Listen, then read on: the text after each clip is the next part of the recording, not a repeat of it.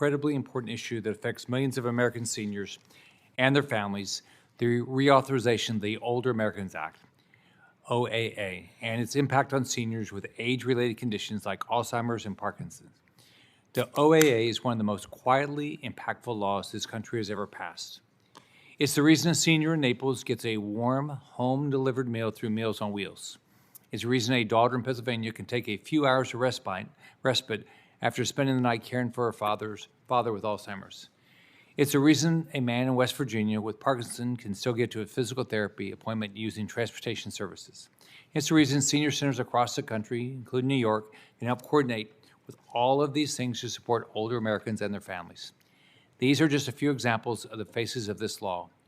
When we talk about reauthorization, we're talking about protecting the people who raised us, served our country, built our communities, and now simply need a bit of our support.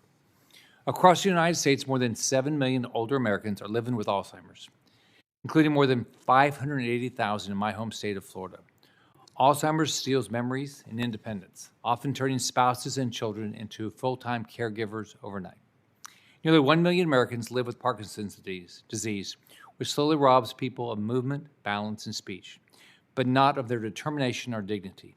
Each year, about 90,000 new cases are diagnosed, and behind each one is a family learning to adjust, adapt, and persevere. Behind each of these numbers is a caregiver, a husband, a wife, a son, or a daughter, providing care around the clock. More than 11 million Americans provide unpaid care for people living with Alzheimer's or another dementia. Together, they give 19.2 billion hours of informal assistance valued at $413 billion, and that doesn't even include caregivers for Parkinson's, ALS, or other chronic diseases of aging. These are people holding down jobs, raising children, and still finding time to feed, bathe, and comfort a loved one who depends on them. They do it out of love, and they deserve our support. That is why the Older Americans Act is so vital. It works because it's not a big government approach. It's directing resources to local communities. It's neighbors helping neighbors. In Florida, I've seen the impact firsthand through our area agencies on aging, our senior centers, and the volunteers who deliver meals, install ramps, and check on seniors who live alone. For families living with Alzheimer's, Parkinson's, and other age-related diseases, these programs are not luxuries, they're lifelines. They mean a hot meal, a safe home, a few hours of rest for a caregiver, or a ride that keeps someone connected to their community. When we talk about reauthorizing the Older Americans Act, we are not just debating policy. We are renewing our commitment to America's seniors. A commitment that in the United States, we will stand by our parents and grandparents as they age, and that when disease or disability strikes, families will not have to face it alone. Every service made possible by this law represents compassion made real. That is what governments should do, empower communities to care for one another and let them direct resources to meet their local needs because they understand their communities far better than anyone in Washington, D.C. does. I've said it before and I will say it again. Our seniors have spent their lives building and serving this country, and this bill is one way we ensure they continue to be supported, respected, and valued. I am proud to be leading the reauthorization of the Older Americans Act this year with Ranking Member Gillibrand, helping Committee Chairman Cassidy and Ranking Member Sanders. I urge all of my colleagues to support this important legislation so we can continue to honor, protect, and care for America's seniors and the families who stand beside them each and every day. And now I'd like to recognize Ranking Member Gillibrand for her opening statement.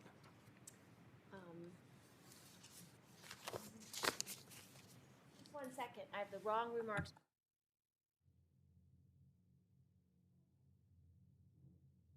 You're American, so I can't see.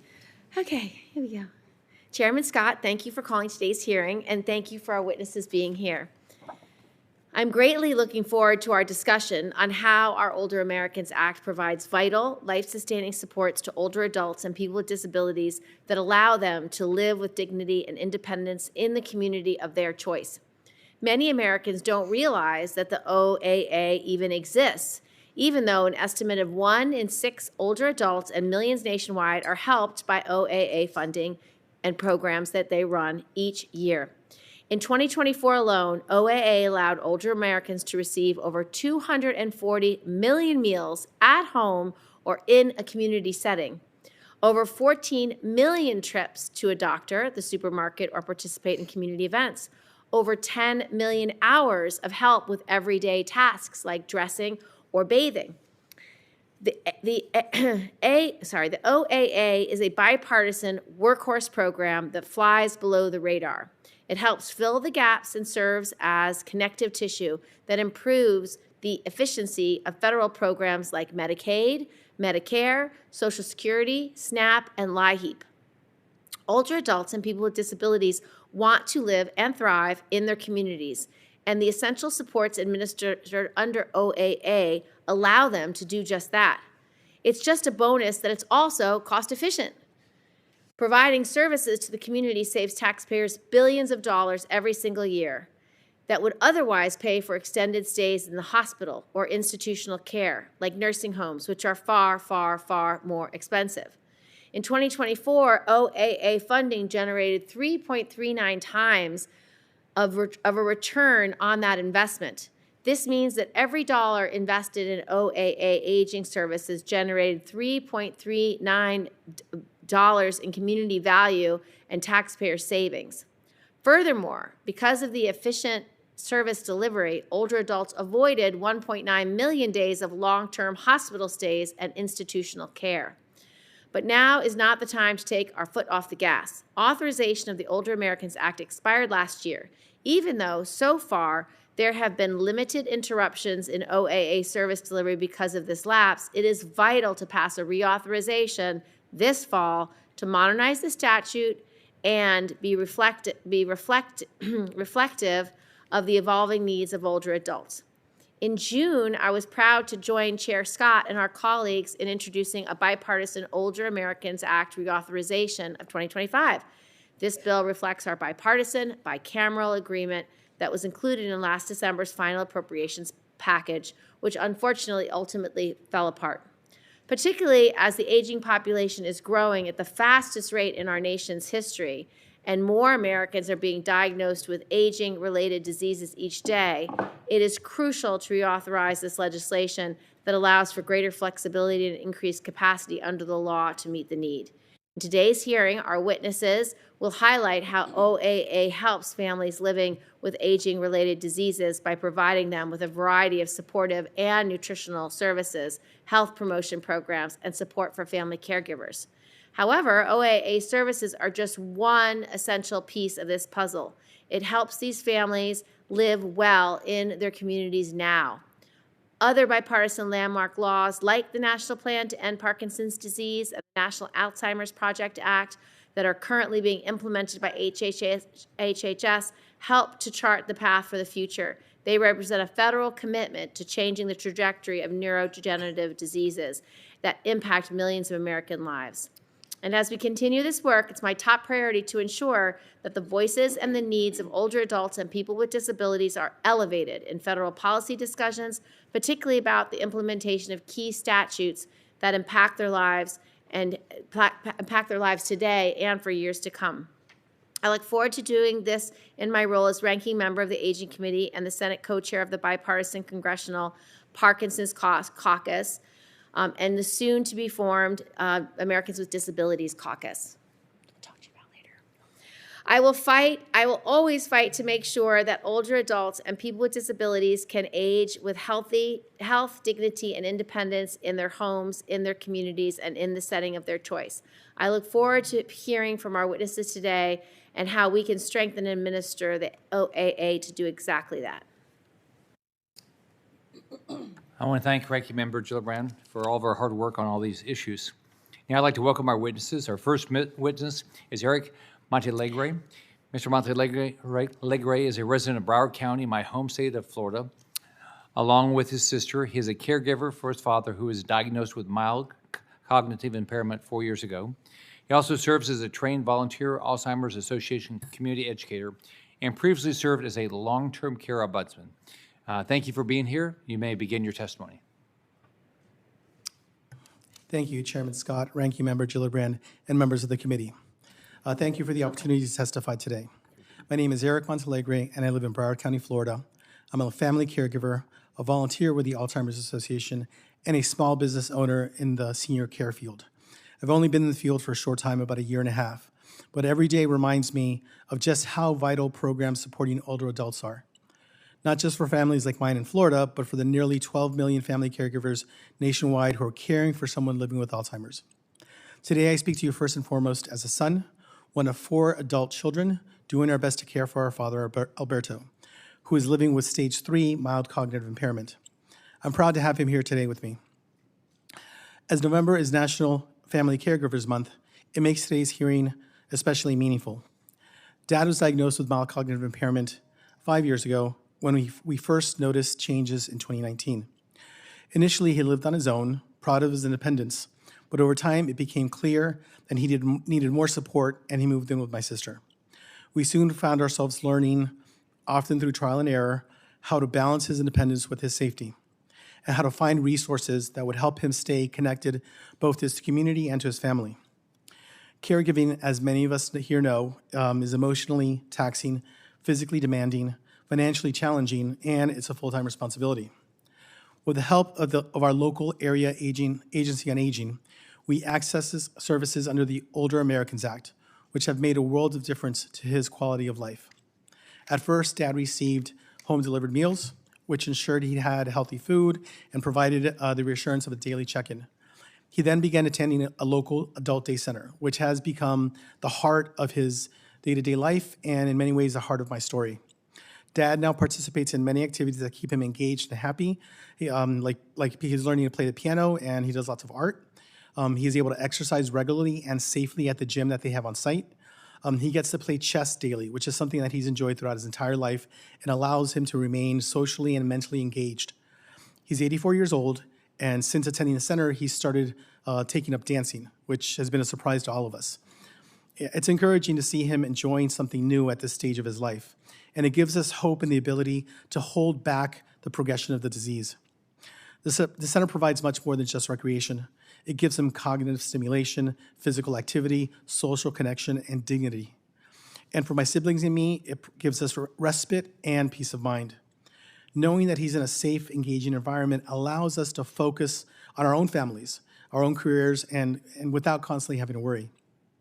I truly believe that the structure, consistency, and connection that the center provides are key reasons why my father's doing as well as he is today.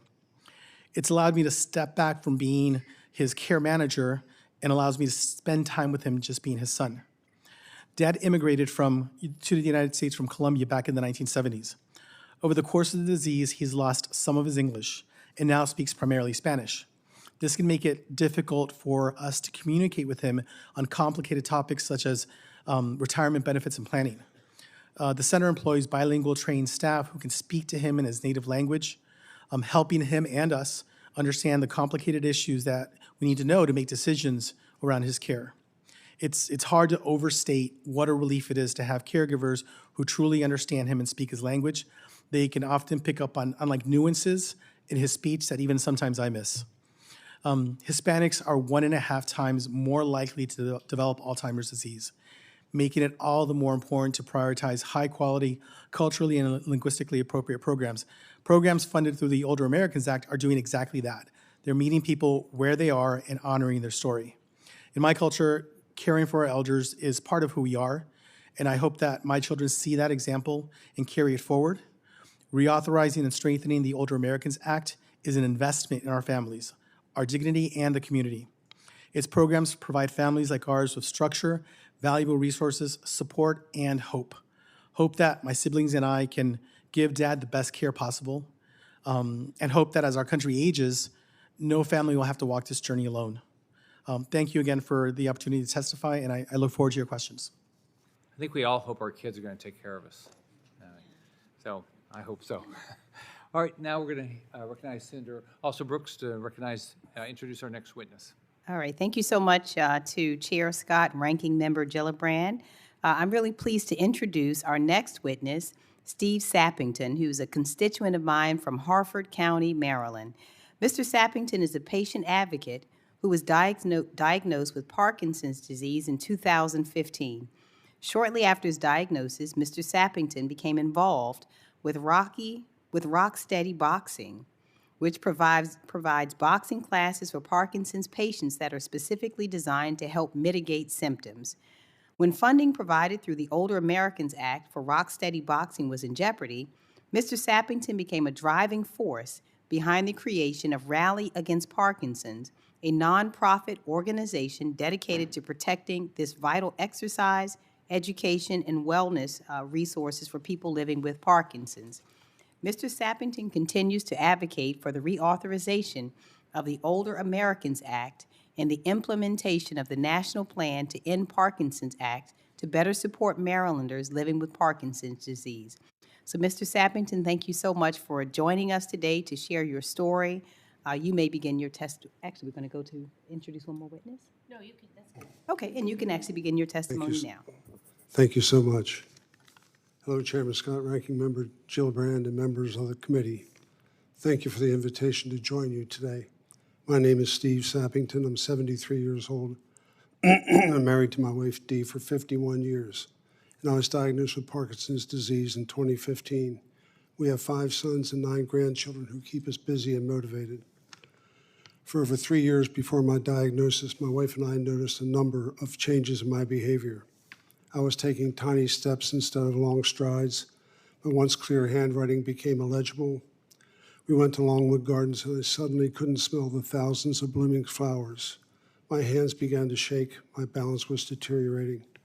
I had no idea what Parkinson's disease was.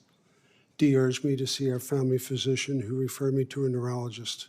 That's when I was diagnosed in 2015. I was upset and frankly in denial. No one in my family had ever had Parkinson's disease. At that time, Dee had a close friend who also had Parkinson's, and she and a friend were attending a class called Rocksteady Boxing.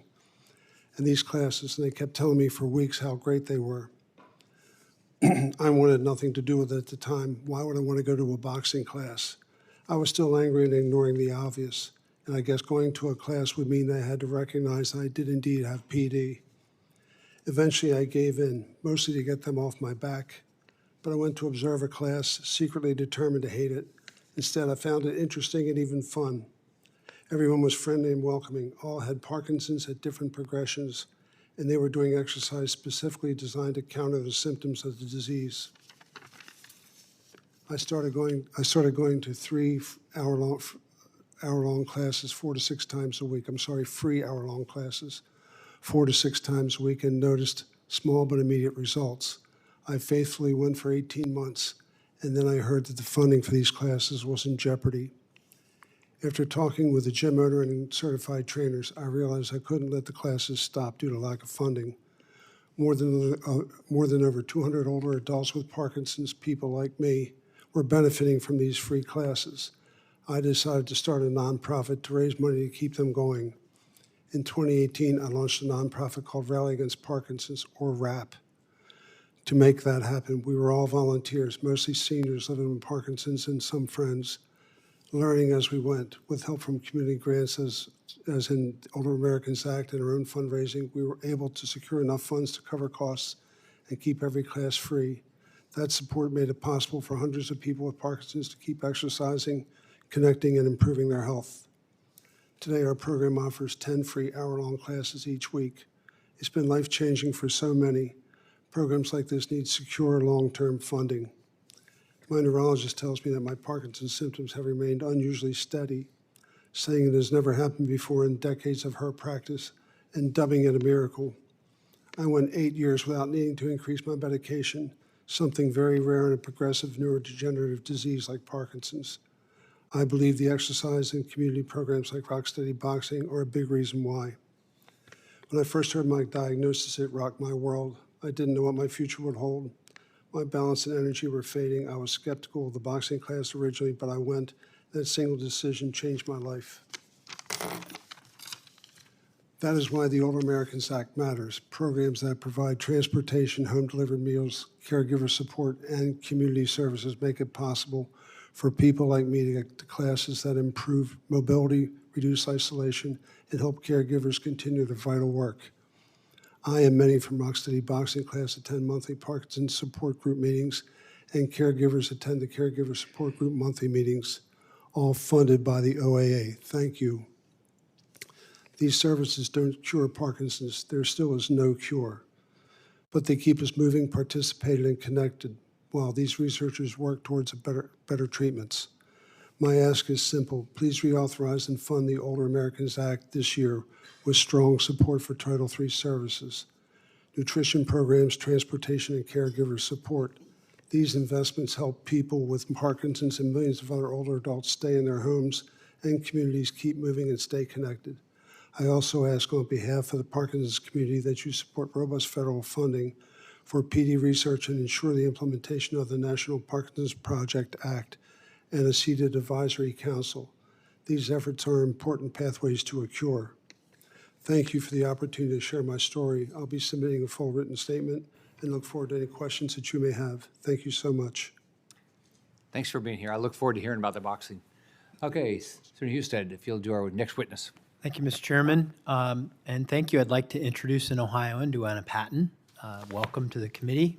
Ms. Patton serves as the president of USA Aging, a national organization representing the nation's 600-plus area agencies on aging. In this role, she leads efforts to strengthen and modernize the Older Americans Act and ensure that community-based programs like home-delivered meals, transportation, caregiver support, and in-home assistance remain accessible to older adults and their families. Additionally, Ms. Patton serves as the CEO of Ohio District 5 Area Agency on Aging, where she has worked to expand access to dementia-friendly services, improving workforce training, and promoting partnerships across health and aging sectors. Ms. Patton, thank you for joining us today, and please begin your testimony.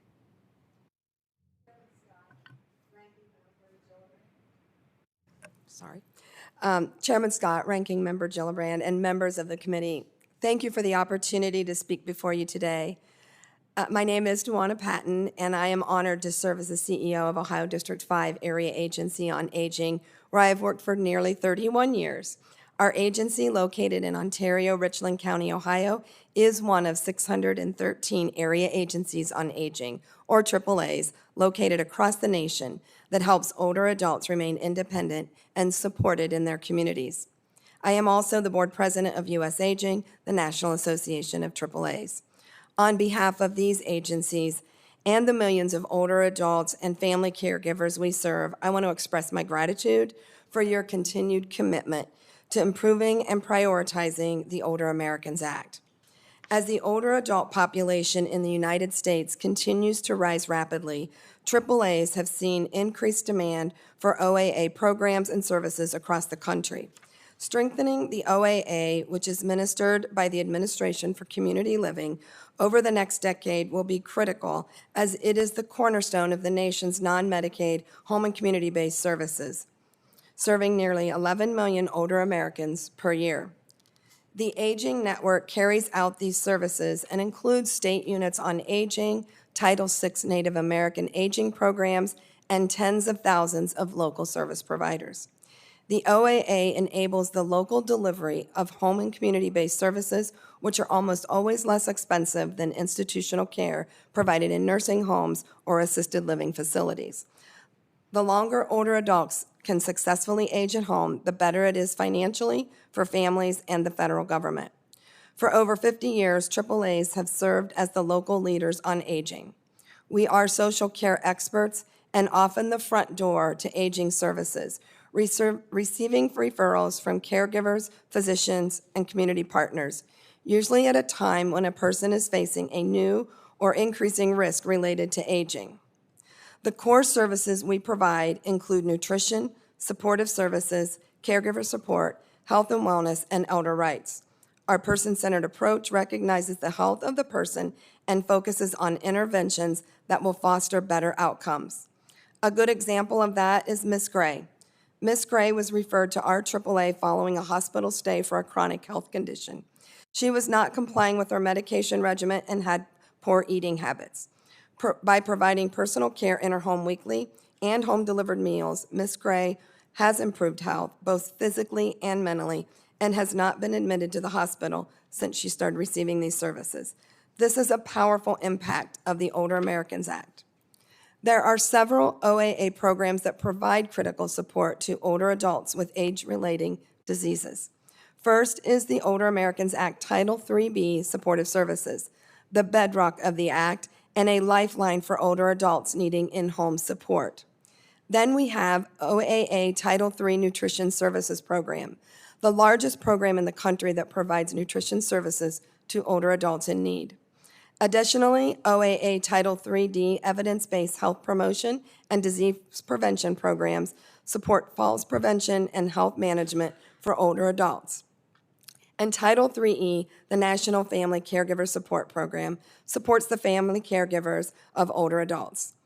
Lastly, authorization of the OAA expired last year, and since the last reauthorization in 2020, AAAs have identified new opportunities to be even more responsive to the evolving needs of older adults.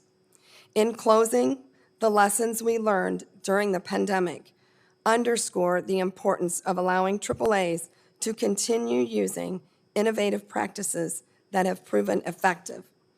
The timing of this reauthorization is ideal. It gives us the opportunity to strengthen what works, modernize where needed, and ensure the Act continues to meet the needs of older adults, caregivers, and communities across the nation. Chairman Scott, Ranking Member Gillibrand, and members of the committee, thank you for the privilege to share my passion and stories from the field. This day for me is particularly meaningful, not only because it marks my mother's 82nd birthday, but also because this opportunity stands as a cornerstone moment in my career dedicated to serving older adults like my mom. Thanks. Thank each of you. You have great stories of the importance of the OAA. Now we're going to go to questions. Senator McCormick, would you like to go first? Thank you. Thank you all. Thank you, Mr. Chairman. Thank you, Ranking Member. Thank you all for taking time to speak with us today. You bring such important perspectives, and this is something that we're very focused on in Pennsylvania with our aging population.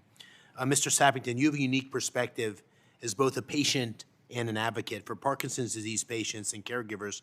How does the support you get from your community and volunteers complement federally supported programs like those covered under the Older Americans Act? Volunteerism is the center of everything. We wouldn't have anything if it weren't for volunteers and people that were working. I hope I'm answering your question properly, but I think it works in concert with those benefits provided by the OAA, because the OAA provides many services such as transportation and nutrition and many other services. And I think without the people, the caregivers and the volunteers support them, you wouldn't be able to have all that. In other words, it wouldn't happen without they're synergistic, I guess. So from my vantage point, all of these have been very beneficial for all of us. We would not be able to sustain the program that we have at all without that being the case, without the OA providing transportation and without providing some of the programs that they have. I know that the support group meetings that I go to were funded by the OAA, and so that's something that's been vital for us to get information and get the word out to other people. That through our volunteers, we were able to get large people that gathered for these meetings and get the word out about our programs that we offered. So again, they kind of go hand in hand. I hope that helps. Yes, it does. Thank you. We have more than 300,000 Pennsylvanians that suffer from Alzheimer's, and nearly 50,000 Parkinson's patients live in our Commonwealth.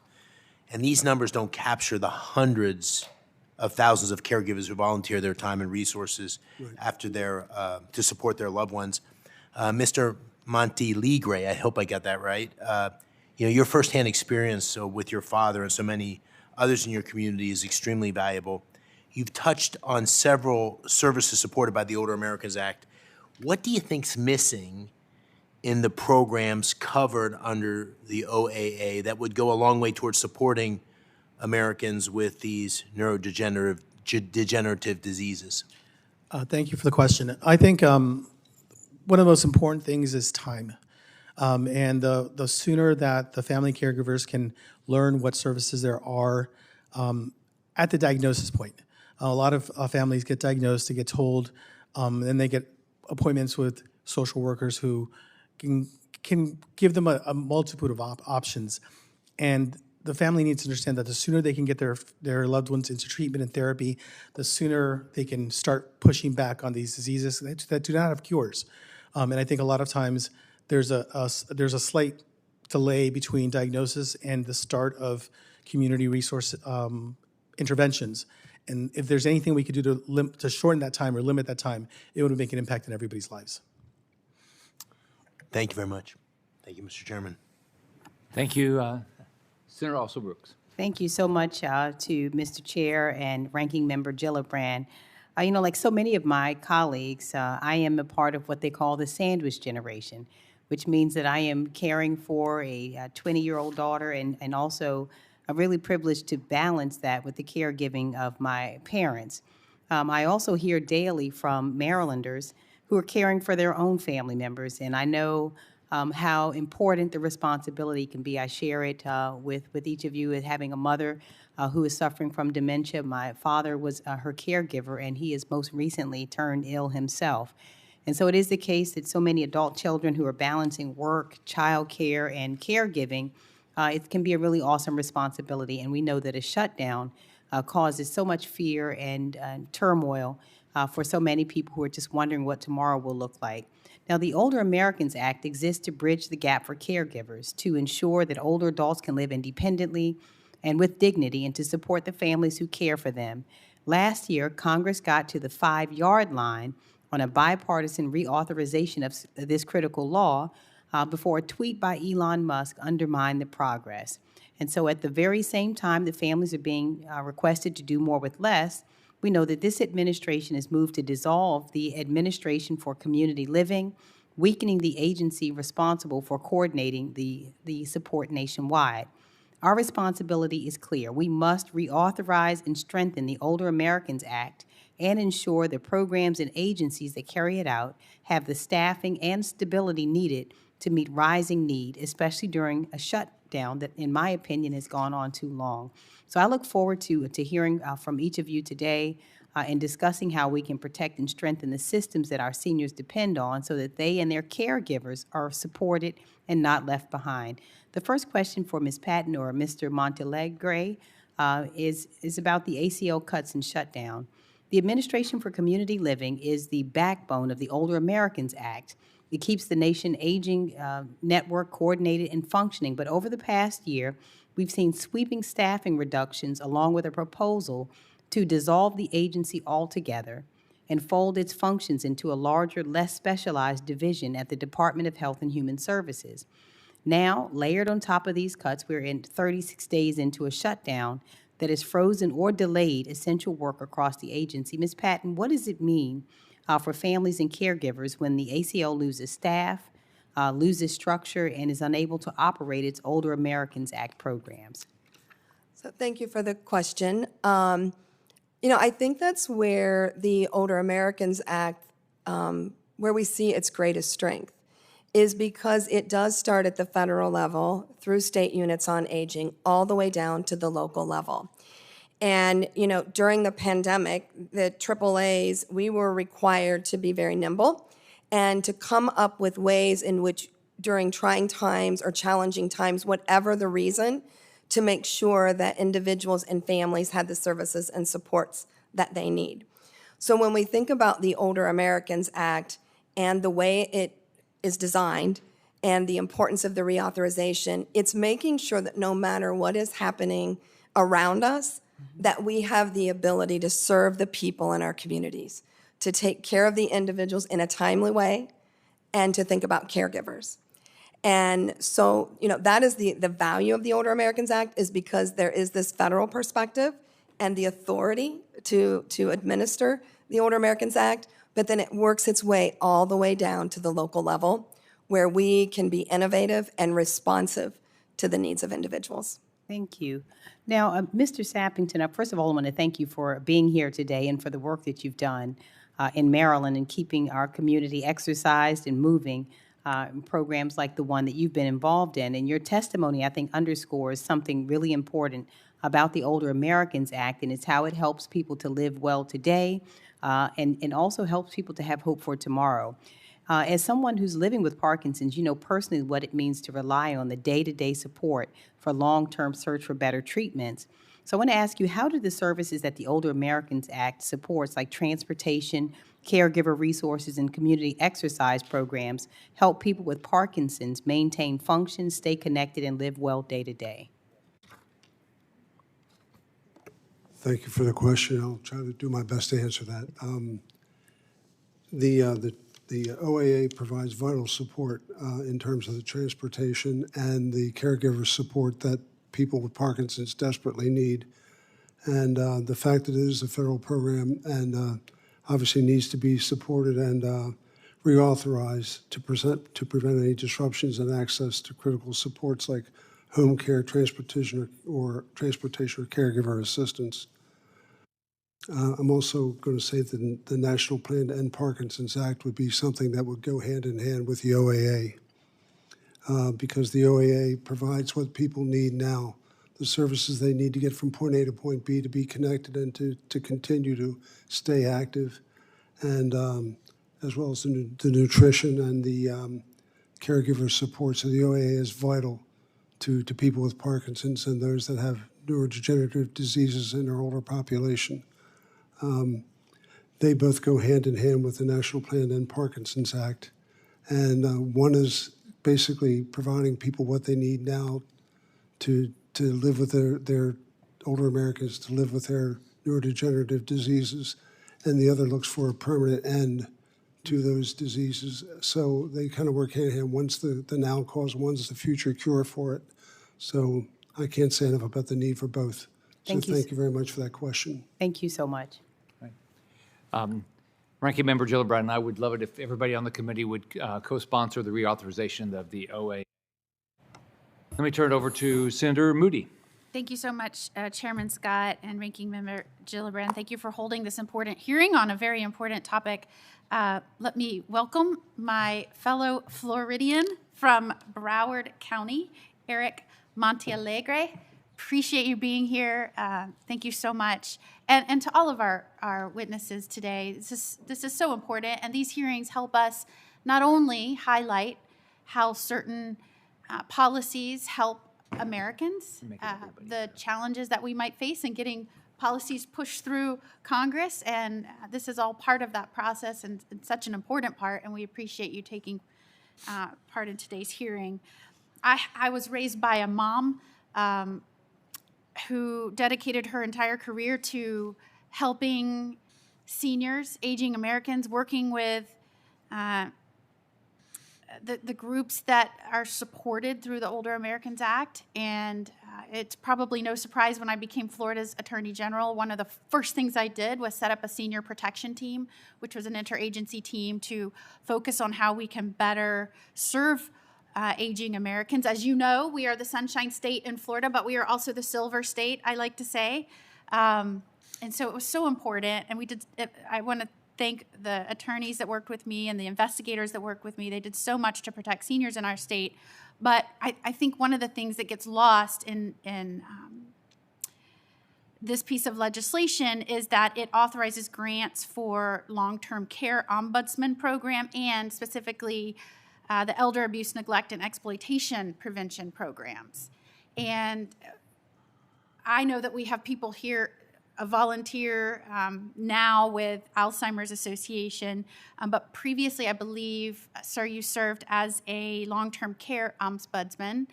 And I know, Ms. Patton, you as well. And I would just like to talk to you because so many of these programs, and not just those that are specifically designed to prevent or hold people accountable for abuse and exploitation, but also the programs like Meals on Wheels and other programs where we have interaction with our aging population so that we can better identify those seniors that may be in need. I'd just like to hear from you how important those programs are to our aging population based on your own personal experience. And we'll start with you, Mr. Montealegre. Thank you, Senator Moody. So I like to think of the Ombudsman program less of a compliance program and more of like a cooperation program. Residents oftentimes have needs that they can have trouble expressing, or maybe don't know who to express those needs to. And the ombudsman would uncover those needs through asking, through developing relationships, and then bring those needs to the management of a facility to try to resolve, or to maybe just bring that to awareness. Most of the time when I was in the program, that was exactly the case. It was a need that was not being addressed because there was no awareness. And that was like some of the best work that I could do. Are there any tweaks that you think need to be made to the legislation? Probably in many instances, once you made them aware, that was remedied and we were providing better care. But do you think there need to be any tweaks in the legislation to provide better coordination with law enforcement when these instances might be identified? Well, the ombudsmen are required reporters, and there is a process in place to, at least in Florida, there's a process in place to report that to the correct authorities when needed, immediately if needed so. So I'm not sure about legislation, but I would say that I think there's an education piece that needs to be done at the community level so that the residents are aware of their rights and aware of what we can do to benefit them. So many times I would say to somebody, "Hi, I'm your ombudsman," and they're like, "What?" And once they understand what my responsibility was and my role was in supporting them, they would open up. And I think that's just a lack of clarity to the population. And I'll ask you, Ms. Patton, same questions. Thank you. Great question. And from our perspective in Ohio at our AAA, we actually administer and sponsor the Ombudsman program, so I'm very familiar with that. And also in parts of our region, we administer the Adult Protective Service program. And I think one of the amazing things is that the Older Americans Act allows AAAs to be the front door. So a lot of times people are coming into a AAA at the front door needing information and assistance or a referral somewhere. And through the process of, talking with them and building this trust, we often learn about things that are going on in their lives that maybe they might not open up to, that are very appropriate for a referral to an ombudsman program or to an adult protective services program. A lot of times people do find themselves in situations and they don't even realize that they have rights or that they might be being exploited. So the fact that the Older Americans Act exists and area agencies are across the country working with ombudsman programs, whether they sponsor it or it's somewhere else in their community, or adult protective services or law enforcement, the fact that AAAs are boots on the ground in their community, we like to think that those collaborations happen. And, I think when we think about the reauthorization of the Older Americans Act and the fact that we want to embark more flexibilities, that there can be more of that, more collaboration at the local level to protect individuals. Thank you, Mr. Chairman. Thank you, Senator Moody. Senator Kim. Thank you, Chairman. Ms. Patton, I actually just wanted to build off of what you were just talking about there. You noted the area agencies on aging are often front doors for families navigating aging-related challenges. I guess I want to ask you, how can we strengthen coordination across the local, the state, and the federal levels to make it easier for older adults and caregivers to access the full range of support that they need? So I think that part of that comes with, awareness of what AAAs can do and do in their communities. Talking about it, and I love the stories that the gentlemen have shared here with me today, is that when there is this awareness and there is conversations about things that are sometimes a little difficult to talk about, it builds that collaboration. And when the Aging Network, AAAs, other partner agencies can be at the table and talk about policies, talk about funding, talk about challenges that exist, then great programs and innovative ideas come to be. Because you're saying that they're where the rubber hits the road, and as a result, the insights that they can be able to provide can just really encourage that kind of creative, innovative thinking. Is that Absolutely. right? And I think AAAs, throughout many, many years have been innovators. The Act has allowed us to do that. Yeah. When we kind of zoom out a little bit, I guess I just wanted to get a sense of your kind of overarching priorities. Do you have ideas of what are some of the most critical priorities that Congress should consider as we are working to reauthorize the OAA, to be able to ensure that the programs are meeting the needs of today? Okay. And I think it would be real easy for folks to talk about funding, but when we talk about the Older Americans Act and the way that it exists and its purpose is to make sure that there is this local perspective, that local organizations can work together to determine what the needs are in their local communities, and that there is flexibility to ensure that maybe the way that somebody needs a home-delivered meal in one part of the region or country is not necessarily the same way somebody needs it in another part of the country. I appreciate that. Mr. Montealegre, I guess there's something there that I felt like kind of connected with things that you have talked about when you've highlighted the importance of culturally and linguistically appropriate care. How can the OAA programs better ensure that caregivers and older adults from diverse communities have equitable access to this kind of support?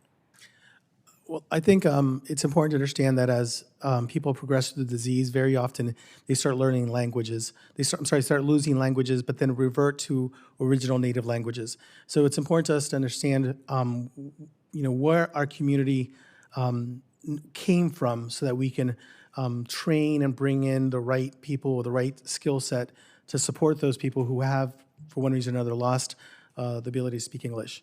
That would keep them engaged with therapies and with community resources that will help them stave off the progression of the disease. Yeah. I appreciate that, and it's something that I've been grappling with myself. My father is somebody who's been declining quite rapidly over the last year, and actually just a couple weeks ago, we got the formal diagnosis of Alzheimer's for him. He is somebody that has lost the faculty to speak English, has reverted back to Korean. He doesn't actually realize he's not speaking English. He thinks he is.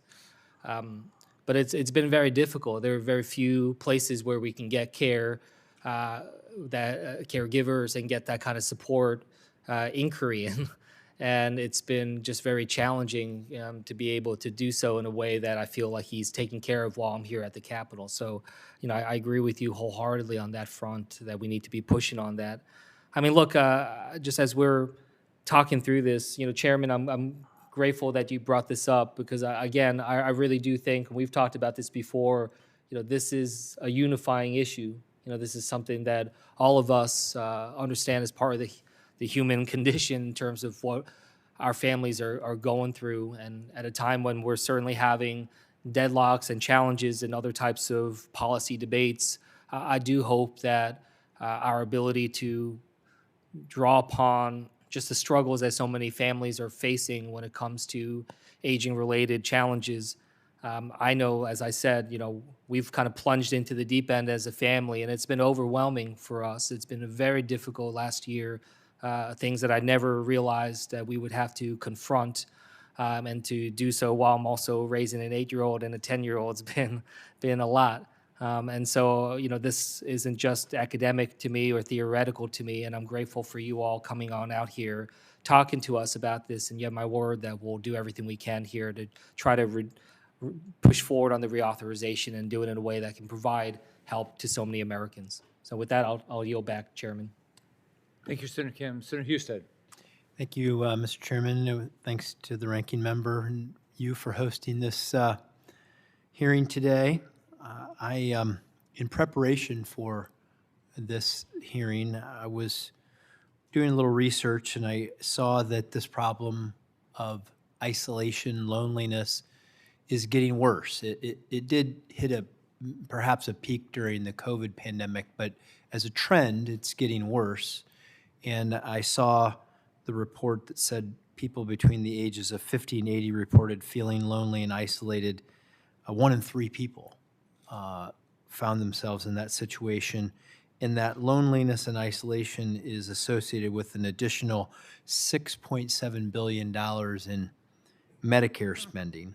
And if we can do better at limiting the loneliness and isolation, we get better health outcomes, people's cognitive decline is maintained for a longer period in their life, and the better, higher quality of life, which is also important. Longevity, but also quality of life is a big deal. And I know that in doing some of the research, you see that, look, it's, I know my parents are 86 and 87. They have each other, and they have my brother and sister who live very near them. So they have that family structure that helps a lot. That helps a lot. But I know a lot of people don't have that. Our society, for a variety of reasons in terms of family formation, the number of children, people having the mobility, and people living all around the country or all around the world, children, meaning their adult children, makes it harder on them. And so I'll start with my Ohioan, Ms. Patton. What have you seen over the years in these trends, and not just as a matter of policy, but as a society? How can we do better? Okay. Well, I think certainly through the pandemic, social isolation really came, to be. We started talking about it. And a lot of those statistics, we're very aware of those. I think that what we need to make sure that we're doing is not just saying that someone's socially isolated, but meeting them where they are. And I think the gentleman over here talked about the fact that he was able to go to a senior center and didn't realize the value that would bring. I like to tell the story real quickly, if I could. We had a gentleman during the pandemic that could not go to the grocery store, was afraid to go out in public, but we had grab-and-go meals. And so he came to the agency, picked up a grab-and-go meal, and, had a nutrition, better nutrition. He was diabetic. He was living on Pop-Tarts and hot dogs. That's what he was eating because that's what he could fix.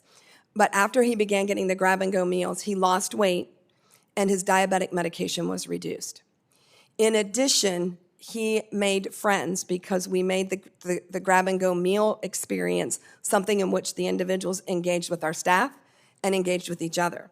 Today, that very same gentleman is coming to the congregate meal site and is healthier, happier, and certainly more engaged with the community. So I think what we have to do is we have to be creative, and we have to think about what makes someone socially isolated and what would help them become more engaged in their community. It might not be going to a senior center or a meal program. It might be that they become one of those volunteers in an innovative program that a AAA has created, where they pick up the phone and they're calling somebody else. It can be that simple. Yeah, and how is it? I mean, I know that every agency on aging is different. They're run by different. This is an administration. It's an innovation. What are some of the examples or best practices that you've seen used to create that engagement? So one of the great examples is the Phone a Friend, where seniors are engaged in telephone calls back and forth with each other. We have leveraged schools in our communities where we invite them to participate with us to have intergenerational programs where we can provide the transportation for a senior to get to the school and maybe read to a student. In addition, a lot of the Older Americans Act programs bring people into the home because people are remaining in the community versus in an institutional setting. And so by working with meal providers, personal care providers, and people that are in the home, making sure that they're building a relationship with the individual. Maybe sometimes they're bringing puzzles or books or things for people to do so that they can be more engaged, whether they're at home or in the community. Great. Thank you. Thank you, Mr. Chairman. Ranking Member Gillibrand. Thank you, Mr. Chairman. So I wanted to ask a little bit about how the OAA connects older adults to multiple social services, sort of a general experience from you, Eric and Stephen, and maybe from you, Ms. Patton. You can tell me how it actually fits together. But things like Medicaid, SNAP, HEAP, that our older Americans rely on. And how does this serve as an umbrella for organizational structure for delivery of critical services? And in particular, how does it affect rural Americans? Because 1 in 5 of our older adults are in rural America. Ms. Patton. Thank you for the question. So the Older Americans Act, as the umbrella of many services, allows us to connect people to the services that you had mentioned, Medicaid and SNAP. A lot of times we will work with individuals in our agencies that come to the front door or that are participating in a program, and we want to make sure that they're connected to the resources that are available to them, whether it is SNAP or Medicaid. But one of the things that we also do is we are, in many cases, a Medicaid diversion. So trying to use the lowest cost intervention that is possible, the funding sources or programs that exist, and then connecting them to these services at the right time when they need them. But a really good example of SNAP is an individual that gets SNAP but doesn't have transportation is not going to be able to leverage those.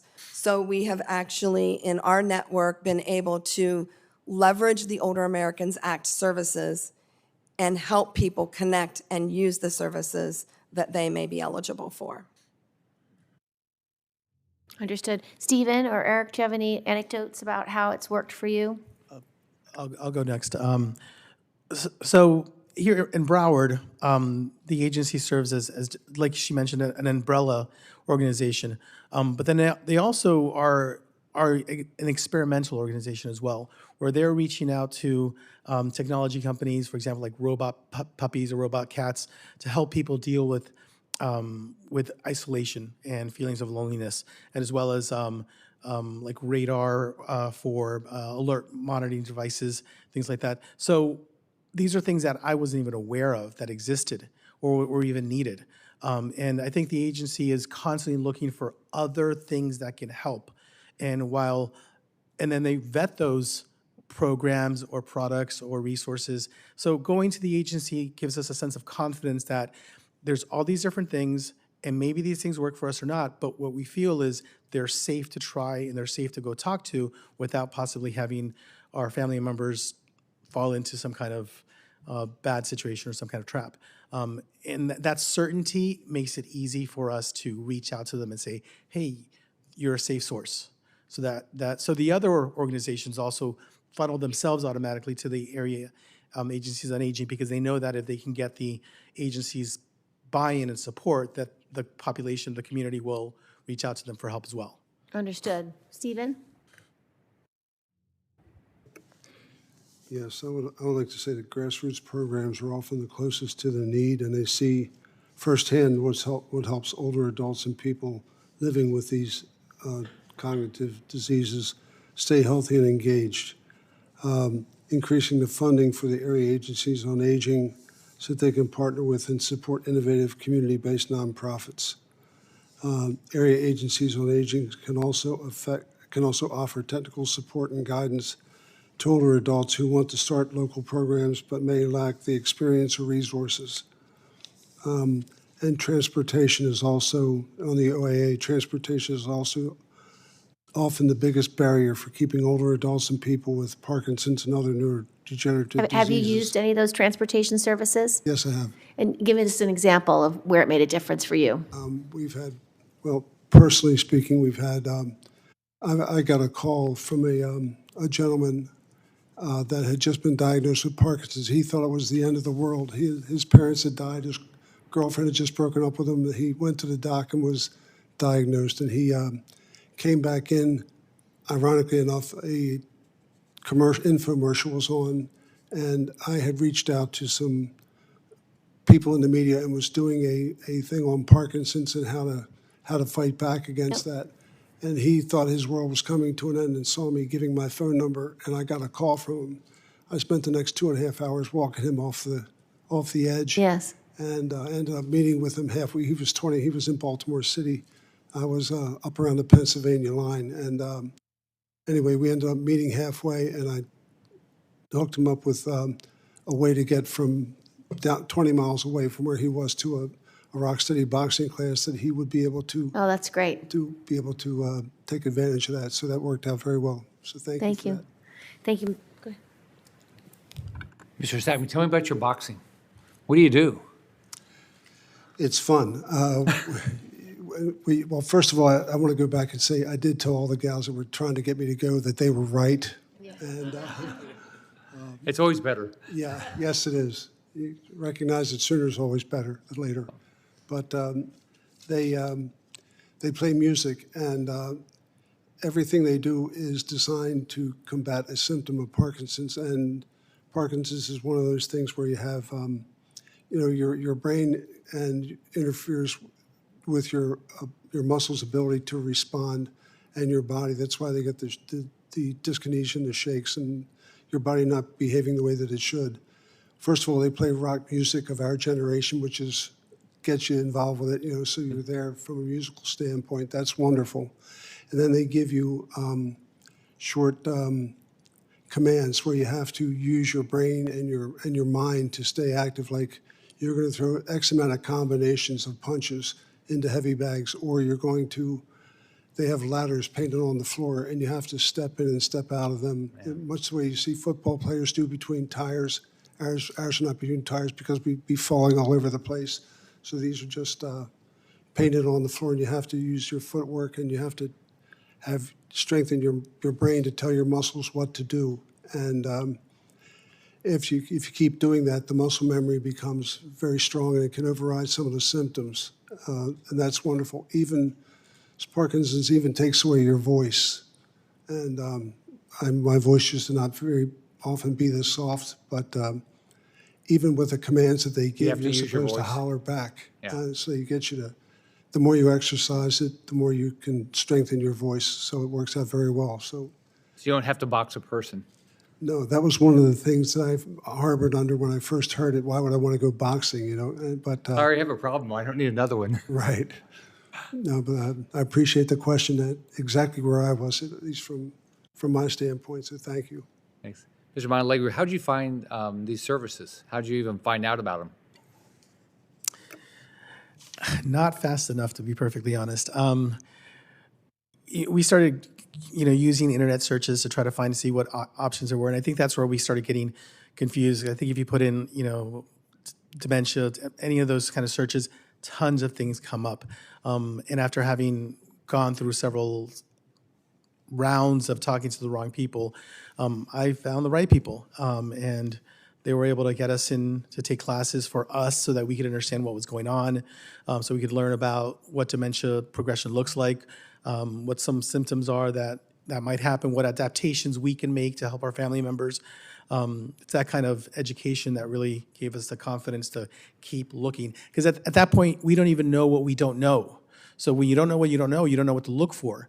But being in those classes, it tells you this is what you need to look for, this is what you need to look for. And it's really developing like a new vocabulary for things that we had never heard of before. So, Ms. Patton, can you tell me, do you have any other stories you want to tell us about how you've changed people's lives? Thank you for asking. So I've been very inspired by both of the other witnesses here today and the questions that have come from the committee. I think that what I'd really like to just share is the things that we've just talked about here. This discussion has inspired me to think about the value of the Older Americans Act, the value of conversations like this with people that can tell stories and that can make a difference in policy and in practices. It saddens me when Erick says that he didn't get the information fast enough.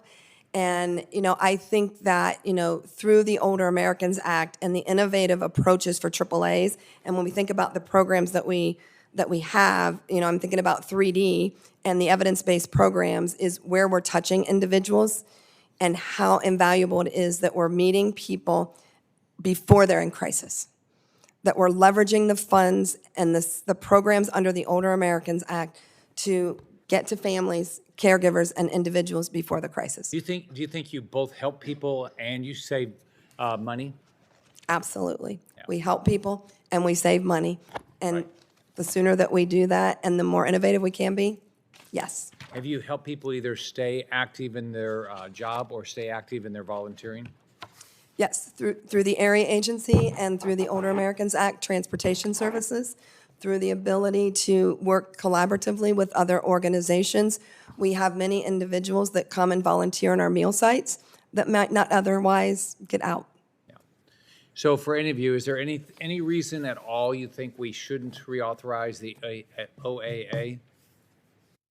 Is there any, in your wildest imaginations, can you imagine why we wouldn't do that? No. It's pretty simple, isn't it? So, well, on behalf of the ranking member, I just want to thank you guys for coming here. I want to thank you for your testimony. I think that having a hearing like this gives us an opportunity to give, hopefully inspire all of our colleagues to focus on this and get this done as quickly as possible.